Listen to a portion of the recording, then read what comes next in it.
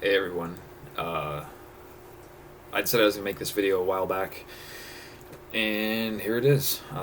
And since in other episodes people have been showing their, well, reward Audacity showed his dog, so I figured I would show my cat. This is Coco. I'll tell his name of his story, or the story of his name at some point. But for now,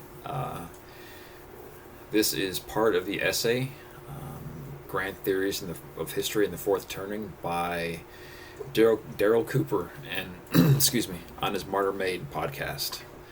I'm going to do this in sections just because it's pretty long, but I'm going to cut out some of it. But here goes. Every 80 to 100 years, a series of events occurs that fundamentally reorders the political and social order. It marks everything that came before from everything that came after. So starting in World War II, you go back one cycle to the Civil War, another cycle back and you're at the American Revolution, one more to the Glorious Revolution. Strauss and Howe go back further, maintaining a continuity from American to English history, once they go back past the colonial era. So another cycle back from the Glorious Revolution in England was the Spanish Armada crisis, in which the Catholic Duke of Norfolk was linked to a Spanish conspiracy against the throne of England. The victory of the English Navy over the Spanish fleet in 1588 galvanized newly Protestant England and ended any immediate threat of counter-reformation in that country. Back one cycle still, and we encountered the War of the Roses, which ended in the 1480s with the ascension of the first Tudor monarch, Henry VII. Strauss and Howell have been accused of employing selective reading of history, cherry-picking certain events and ignoring others just to fit their theory. And this is Daryl speaking.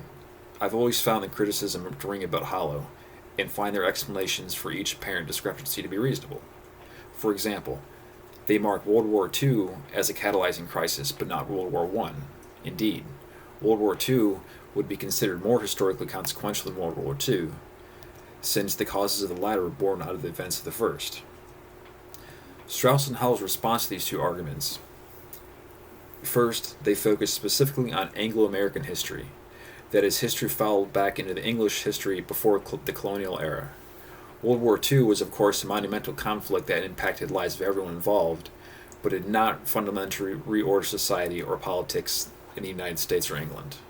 Nor did it fundamentally alter their role in the world.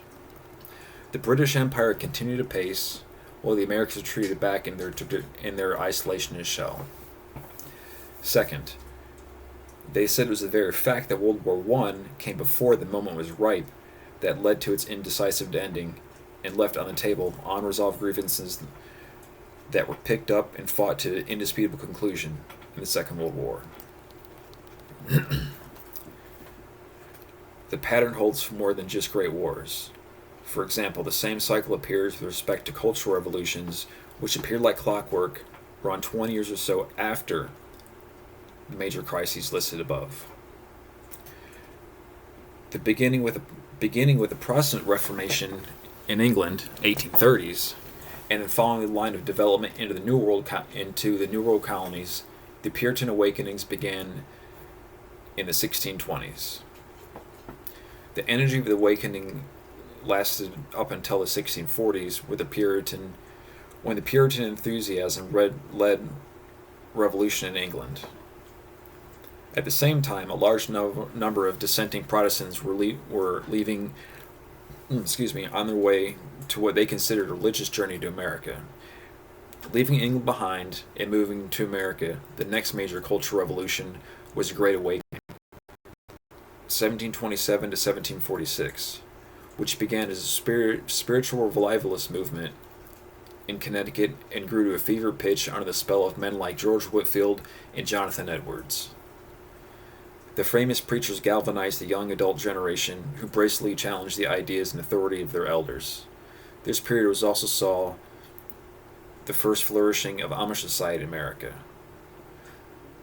The next cycle brought the Transcendental Awakening, 1822 to 1844, which gave rise to Transcendentalism, the founding of Mormonism under Joseph Smith and Brigham Young, and countless utopian cults and communities in New England and upstate New York. This period also saw the establishment of extremist abolitionist societies and slave revolts of Denmark Vesey and Nat Turner. The era known as the era known as the Third Great Awakening came a bit early, climaxing in the 1896 populist candidacy of William Jennings Bryan. Tent show revivalist preachers drew enormous crowds. New women feminism took shape in the Chautauqua? I have no idea. And the Chautauqua movement swept across rural America. The consciousness revolution of the 1960s and 70s was the latest iteration of this phenomenon.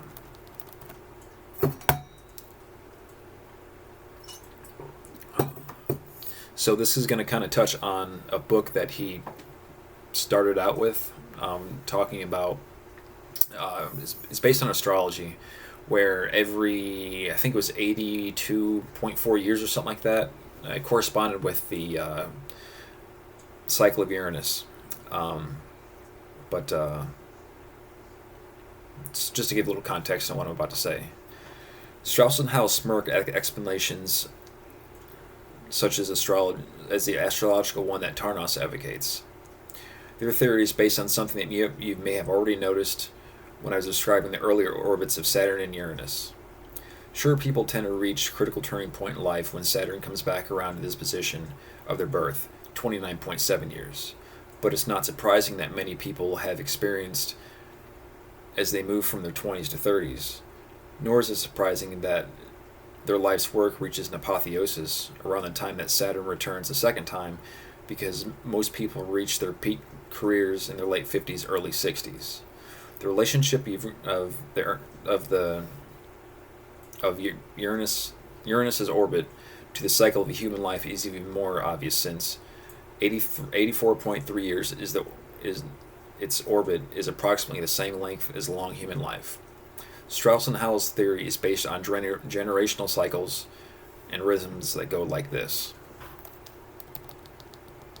I gotta scroll through all this stuff. I don't have the book. Whenever an epoch-defining crisis event occurs, there will be 4 human generations there to experience it: children, young adults, middle-aged, and seniors. Each generation will receive a permanent imprint based on where they were in life and when the crisis was consummated, and that imprint will shape their outlook of each generation for the rest of their lives. For example, when World War II happened, there were the kids living at home with mom and dad, or living with mom. The kids at home with mom while dad was off to war. 2, the GI, greatest generation, who had endured the Great Depression, fought a triumphant war against fascism, and returned to an enduring nation. 3, the middle-aged managerial class, who kept industry running, managed the logistical pipeline, and performed all the behind-the-scenes grunt work of keeping the machine oiled, while young men were often becoming heroes. And 4, the seniors who provided leadership and set the moral tone for each generation. For each of those generations, each of those generations kept the imprint they took from the crisis period as they moved into the next stage of their lives. So, for example, Strauss and Howe described the GI generation's path through life. The GI generation, born 1901 to 1924, developed a special and good kid reputation as the beneficiaries of new playgrounds, scouting clubs, vitamins, and child labor restrictions. They came of age with the sharpest rise in schooling ever recorded. As young adults, their uniformed corps patiently endured depression and heroically conquered foreign enemies. In midlife, subsidized by the GI Bill, they built gleaming suburbs, invented miracle vaccines, plugged missile gaps, and launched moon rockets. Their unprecedented grip on the presidency began with a new frontier, a great society, and model cities, but wore down through Vietnam, Watergate, deficits, and problem with the vision thing. As senior citizens, they safeguarded their own entitlements and had little influence over culture and values. Generational exemplars: John Kennedy, Ronald Reagan, Walt Disney, Judy Garland, John Wayne, Walter Cronkite. It might seem strange to say that people like John Wayne and Walt Disney had little influence over cultural values, but Strauss and Howe point out that values that they represented were overwhelmed by the Cultural Revolution of the 1960s. The children of the GI generation, baby boomers, were born in unprecedented prosperity. As they rounded the corner into adulthood, their generation struggled to define itself amid the beaver cleaver suburban conformity, and to get out of the shadow of their heroic parents.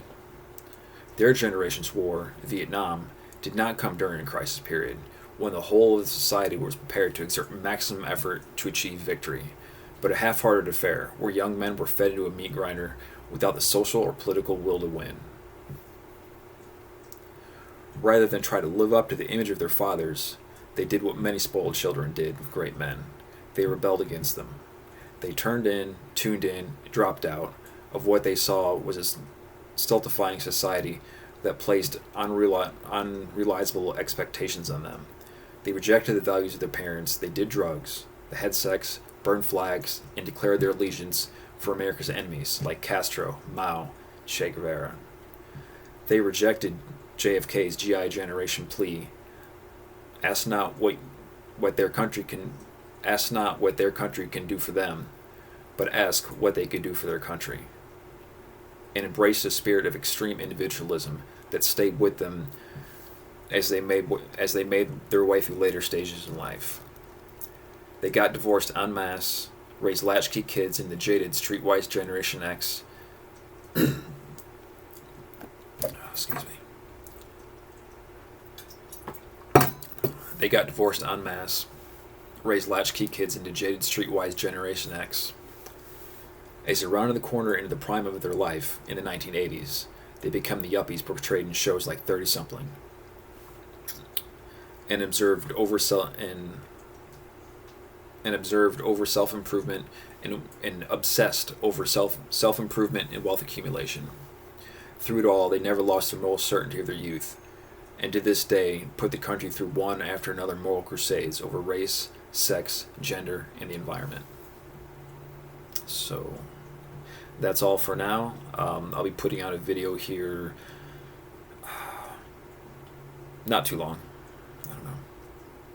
Y'all take care.